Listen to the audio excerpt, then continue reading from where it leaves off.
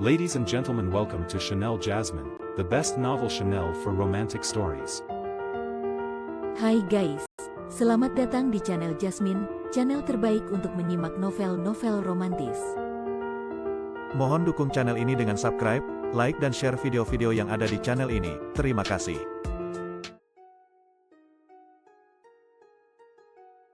Perintah Kaisar Naga bab 4766, 4767, 4768. Huo Qing baru saja berhenti, lalu langsung berubah menjadi aliran cahaya, menuju Chang Yue lagi. Tekanan yang mengerikan melanda seluruh aula ke-10, membuat tekanan itu mencekik. Mata Chang Yue menyipit, dan dia berkata kepada Xuan Bin yang hendak menyerang, "Jangan bergerak, biarkan aku melakukannya sendiri." Chang Yue menggertakkan giginya, melompat maju, dan menyerbu ke arah Huo Qing seperti bola meriam. Huo Qing mulai bertarung dengan Chang Yue. Sungguh sulit untuk menentukan pemenangnya dalam waktu singkat.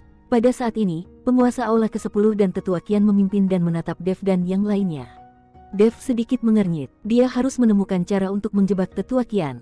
Hanya dengan menjebak tetua Qian, dia bisa bertarung dengan penguasa aula ke-10.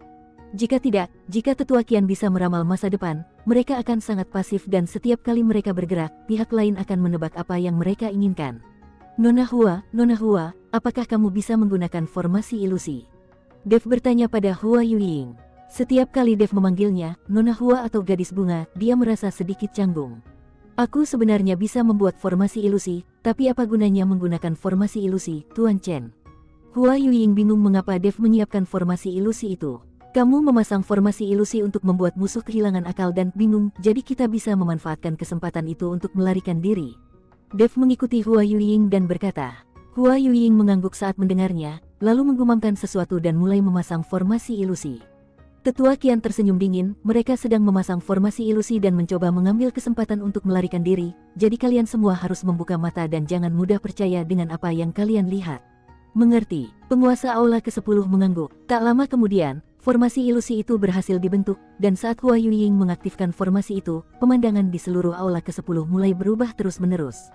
Pada akhirnya, semua orang merasa seperti berada di puncak gunung di dunia surga dan manusia. Dev, apakah kamu pikir kamu bisa lolos dariku hanya dengan mengubah lingkungan dengan formasi ilusi? Penguasa aula ke-10 mengejek Dev. Dev tidak mengatakan apa-apa, tetapi terus membuat gerakan tangan, dan kehampaan itu bergetar terus-menerus. Hua Yuying menatap Dev dengan heran. Dia tidak mengerti mengapa mereka berada di puncak gunung di dunia surga dan manusia saat ini.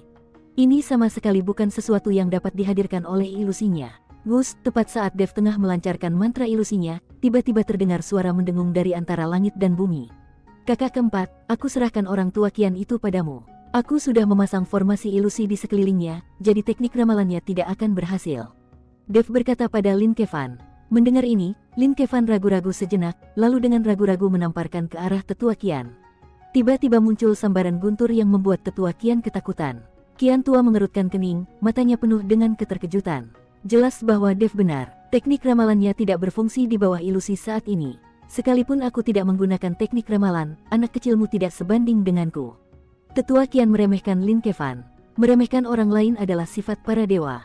Saat ini Lin Kevan berusaha sekuat tenaga dan bertarung dengan tetua Qian. Melihat ini, Dev maju selangkah, memegang pedang pembunuh naga dan menebas dengan ganas. Pada saat yang sama, Xuan Bin dan yang lainnya menyerang para kultivator dari aula ke-10, dan bahkan lelaki tua di samping Huo Qing tidak terkecuali. Bahkan tanpa bantuan tetua Qian, aku masih bisa membunuhmu dengan mudah. Wajah penguasa aula ke-10 menjadi ganas, lalu dia berubah menjadi cahaya hitam dan menyerbu ke arah Dev. Kecepatan penguasa aula ke-10 sangat cepat, seolah-olah ada banyak penguasa aula ke-10 yang bergegas ke arahnya. Teknik pedang 9 bayangan. Pada saat ini, Dev tidak berani pelit dengan berbagai kekuatan di tubuhnya, dan langsung menggunakan teknik pedang 9 bayangan. Dia sepenuhnya tahu bahwa teknik pedang 9 bayangan akan menghabiskan banyak energi. Terlihat banyak Dev tiba-tiba bermunculan, dan mereka tampak persis sama, memegang pedang pembunuh naga yang sama di tangan mereka. Yang paling penting adalah semua Dev ini memiliki aura yang sama, dan mustahil membedakan mana yang asli dan yang palsu. Ternyata dia punya klon. Ini bukan ilusi. Wajah penguasa aula ke-10 dipenuhi dengan keterkejutan. Dia mengira kemunculan tiba-tiba begitu banyak klon Dev adalah karena ilusi. Sudah terlambat untuk mengetahui ini bukan ilusi. Tatapan mata Dev berubah dingin, dan dia langsung mengayunkan pedang pembunuh naga di tangannya. 6 klon mengikuti Dev sambil mengayunkan pedang, dan beberapa energi pedang berkumpul bersama, kekuatannya meningkat entah berapa kali lipat. Boom! Penguasa Aula ke-10 melayangkan pukulan, disertai suara yang memekakkan telinga, cahaya pedang hancur berkeping-keping, dan Dev mundur bersamaan dengan penguasa Aula ke-10. Kali ini, tubuh Dev menghantam gunung dengan keras sebelum berhenti. Gunung itu hancur berkeping-keping, dan Dev hanya merasakan organ-organ dalamnya bergejolak, diikuti oleh muncratan darah dari mulutnya. Sementara itu penguasa Aula ke-10 juga mundur dan menabrak puncak bukit. Pada saat ini, Hua Yuying memejamkan matanya sedikit, terus-menerus memperkuat formasi ilusinya sendiri. Pada saat ini, dia tidak bisa mengalihkan perhatiannya untuk membantu Dev. Semuanya bergantung pada Dev sendiri. Dev menatap penguasa Aula ke-10. Pada saat ini, penguasa Aula ke-10 juga tidak dalam kondisi yang baik. Lengannya retak dan darah terus mengalir keluar. Retakan juga muncul di tubuh penguasa Aula ke-10, seolah-olah itu akan runtuh. Dan tampaknya tubuh penguasa Aula ke-10 tidak sanggup lagi menahannya. Penguasa Aula ke-10 menatap Dev yang belum mati dengan tatapan penuh amarah. Dengan kekuatannya yang berada di alam transformasi keabadian tingkat ketiga, seharusnya dia dapat dengan mudah mengalahkan Dev yang berada di alam Mahayana tingkat kedua. Tetapi sekarang, Dev tidak hanya mampu bertarung melawan musuh yang tingkatnya lebih tinggi, tetapi dia juga memiliki banyak senjata ajaib di tubuhnya. Pedang pembunuh naga, busur Raja Dewa, tubuh emas yang tidak bisa dihancurkan. Tidak peduli yang mana yang diambil, itu adalah harta karun yang hanya bisa diimpikan oleh semua orang, dan tidak bisa dicari. Terutama tubuh emas yang tidak bisa dihancurkan pada tubuh Dev, yang sekarang diberkati oleh naga emas, dapat diperbaiki secara instan bahkan jika rusak. Dalam kasus ini, akan sangat sulit bagi penguasa Aula ke-10 untuk membunuh Dev. Tepat saat Dev tengah berhadapan dengan penguasa Aula ke-10, tiba-tiba terjadi pergerakan di belakangnya, dan celah ruang waktu muncul di belakang Dev. Dev sama sekali tidak ragu-ragu. Tidak peduli siapa yang muncul di celah ruang waktu ini, Dev menganggapnya sebagai musuh. Klaang! Dev menebas celah ruang waktu dengan pedangnya, kemudian sebuah bayangan terbang mundur. Sial, aku pergi ke tempat yang salah. Bayangan itu mengutuk dan menghilang di langit. Ternyata ini adalah seorang kultivator yang memanfaatkan celah ruang dan waktu untuk bepergian, dan secara tidak sengaja menerobos medan perang Dev dan anak buahnya. Tanpa diduga, begitu dia memperlihatkan kepalanya, dia langsung ditebas oleh pedang Dev. Bukankah ini dalam formasi ilusi? Penguasa Aula ke-10 menatap bayangan yang terpotong oleh pedang, dan matanya tiba-tiba membelalak. Lingkungan yang muncul bukanlah ilusi, tetapi nyata. Mereka tidak berada dalam formasi ilusi. Kalau di dalam formasi ilusi, orang yang baru saja terlempar oleh pedang itu tidak akan muncul, dan mustahil untuk merobek kehampaan dalam ilusi itu. Ya, ini bukan ilusi, ini adalah dunia surga dan manusia yang nyata. Tempat kita berada saat ini adalah wilayah utara di dunia surga dan manusia. Dev tersenyum dingin. Alasan mengapa Dev meminta Hua Yuying untuk memasang formasi ilusi tadi sebenarnya hanyalah tipuan. Tentu saja dia tahu bahwa lelaki tua kian dapat menyimpulkan apa yang akan mereka lakukan selanjutnya, jadi dia berkata begitu. Sementara Hua Yuying sedang menyiapkan formasi ilusi, Dev juga menggunakan hukum formasi besar langit dan bumi yang telah dipahaminya untuk membawa semua orang dari Aula ke-10 ke wilayah utara di dunia surga dan manusia. Tempat di mana Aula ke-10 berada hanyalah sebuah ruang terbuka di dunia surga dan manusia. Itu setara dengan alam rahasia di dunia sekuler, jadi tidak sulit untuk membawa semua orang keluar. Ini berbeda dengan melintasi dua ruang dan waktu, ini masih berada di ruang yang sama. Akan tetapi, untuk mencegah penguasa Aula ke-10 dan yang lainnya menyadarinya, Dev meminta Hua Yuying untuk memasang formasi ilusi sebagai umpan. Alasan mengapa Dev melakukan ini adalah untuk memberi mereka jalan keluar. Jika mereka benar-benar tidak bisa menang, mereka bisa melarikan diri saja. Dan jika ada bala bantuan dari Aula ke-10, akan butuh waktu bagi mereka untuk menemukan tempat ini. Yang terpenting adalah Dev ingin melihat apakah Tetua Qian dan penguasa Aula ke-10 serta yang lainnya adalah orang-orang yang tersisa dari alam surgawi. Kalau orang-orang ini semua adalah sisa-sisa dari alam surgawi, mereka akan tertekan oleh formasi besar langit dan bumi di dunia surga dan manusia ini, dan tidak akan bisa menampilkan kekuatan mereka sepenuhnya. Kalau saja mereka berada di ruang terbuka seperti Aula ke-10, penekanannya akan jauh lebih sedikit.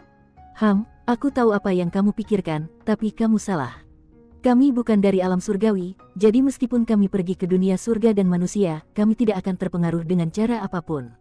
Setelah penguasa Aula ke-10 selesai berbicara, dia melihat ke arah Hua Yuying. Karena ini bukan formasi ilusi, Hua Yuying memejamkan matanya sedikit dan bergumam sesuatu saat ini.